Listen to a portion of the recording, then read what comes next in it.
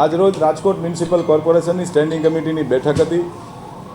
રાજકોટ શહેરના 18 વોર્ડની અંદર અલગ અલગ વિસ્તારોમાં અલગ અલગ વિકાસ કામો માટેની રાજકોટ મહાનગરપાલિકાના ભારતીય જનતા પાર્ટીના શાસકો દ્વારા અમે લોકો સ્ટેન્ડિંગ કમિટીની બેઠક બોલાવતા હોઈએ છીએ। આ સ્ટેન્ડિંગ કમિટીમાં સૌ ભારતીય જનતા પાર્ટીના કોર્પોરેટરશ્રીઓની સાથે ચર્ચા વિમર્શના અંતે આજે સ્ટેન્ડિંગ કમિટીમાં કુલ 66 દરખાસ્તો હતી। આ 66 દરખાસ્તોમાંથી 210 કરોડ 1,52,000 એટલે કે 2 અબજ 10 કરોડ જેવી રકમના ખર્ચે રાજકોટ શહેરના અલગ અલગ વિસ્તારોની અંદર રાજકોટ શહેરના શહેરીજનોને કોઈ મુશ્કેલી ન પડે એના માટેના વિકાસ કામોની આજે કુલ દરખાસ્તો હતી। એમાંથી 210 કરોડની એટલે કે 2 અબજ 10 કરોડની દરખાસ્ત આજે મંજૂર કરી છે। કુલ 66 દરખાસ્તમાંથી 3 દરખાસ્તને વધુ અભ્યાસ અર્થે પેન્ડિંગ રાખવામાં આવી છે।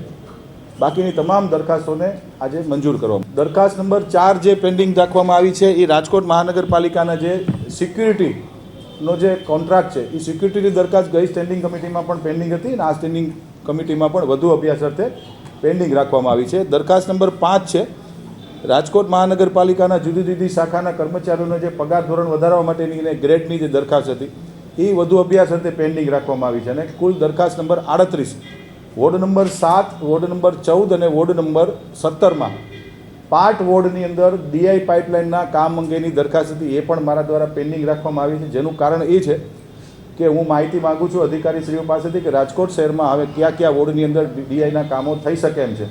જો એ માહિતી પ્રોપર સમયમાં મને મળી જાય તો માર્ચ પહેલાં રાજ્ય સરકારશ્રી જે અમને ગ્રાન્ટ આપે છે તો એ એકસાથે બધા કામોને અમે મંજૂર કરી લઈએ એના માટેની દરખાસ્ત અમે પેન્ડિંગ રાખી છે। બાકી તમામ દરખાસ્તો મંજૂર કરવામાં આવી છે। માનનીય મ્યુનિસિપલ કમિશનરશ્રી દ્વારા જે પીએમયુની જે દરખાસ્ત મૂકવામાં આવી હતી સ્ટેન્ડિંગ કમિટીમાં ગહન ચર્ચાના અંતે પાર્ટી સંકલનની અંદર પણ ચર્ચા કરવામાં આવી હતી કે એ જે અધિકારીશ્રીઓની જે ક્વોલિફિકેશન છે જે ક્વોલિફાઈડ અધિકારીઓ છે અમદાવાદ વડોદરા અને સુરતમાં પણ આ દરખાસ્તને મંજૂર કરવામાં આવી છે। રાજકોટ શહેરમાં અલગ અલગ વોર્ડની અંદર અને મોટા જે પ્રોજેક્ટો ચાલે છે એનું મોનિટરિંગ માટેની જે દરખાસ્ત હતી એ પણ યોગ્ય લાગતા સ્ટેન્ડિંગ કમિટીએ મંજૂર કરી છે।